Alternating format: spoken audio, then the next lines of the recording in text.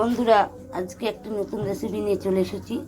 এখানে দেখতে পাচ্ছ আমি আম কেটে ভালো করে ধুয়ে তারপরে হলুদ লবণ দিয়ে মেখে রোদে দিয়েছিলাম। লবণ দিইনি, হলুদ দিয়েছিলাম। এখন এই আমের আচার বানানো হবে। মশলাটা বানিয়ে নিচ্ছি। দিচ্ছি তেজপাতা, শুকনো লঙ্কা, ধনিয়া, এগুলা গুঁড়ো করে নিব। তারপরে দিয়ে দিচ্ছি পাঁচফোড়ন, তারপরে দিয়ে দিচ্ছি মৌরি। সব কিছু ভালো করে ভেজে নিচ্ছি। ভাজা হয়ে গেছে, এখন নামিয়ে ফেলব। এখন মশলাটা গুঁড়ো করে নেব মিক্সচারে। মশলাটা গুঁড়ো করা হয়ে গেছে, আমি আধা গুঁড়ো করেছি। দেখুন, খুব একটা পেস্ট করিনি। এখন কাঁচা লঙ্কা একটু থেতো করে নেব। এই আচারটা হবে ঝাল মিষ্টি টক। লঙ্কাটা থেতো করে নিয়েছি। এখন কড়াইতে সর্ষের তেল দিয়ে দিচ্ছি। ফোড়নের জন্য দিচ্ছি পাঁচফোড়ন। এখন থেতো করা লঙ্কাটা দিয়ে দিচ্ছি। এখন আমটা দিয়ে দিব।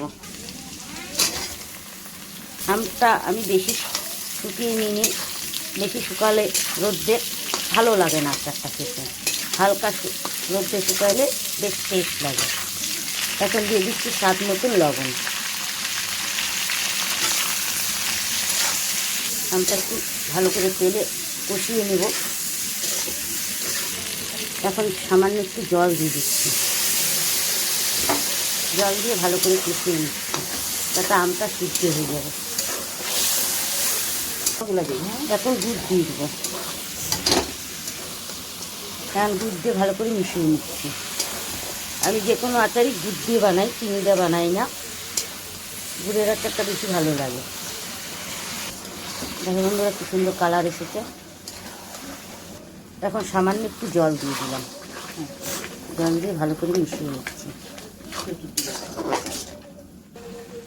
এখন নামিয়ে ফেলবো। নামিয়ে ফেলেছি। এখন ভাজা মশলাটা দিয়ে দেবো, গুঁড়া করা মশলাটা।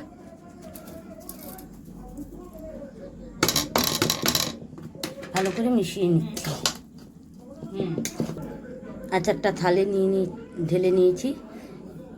কেমন হয়েছে যদি ভালো লাগে অবশ্যই লাইক কমেন্ট শেয়ার সাবস্ক্রাইবার করবেন। মা লক্ষ্মী কিচেন আরও নতুন নতুন এরকম রেসিপি দিবে, আর আপনারা ওইভাবে বাড়িতে বানিয়ে খেয়ে দেখবেন, ভালো লাগবে আশা করি। এ বলে ভিডিওটি এখানে শেষ করছি। নমস্কার বন্ধুরা।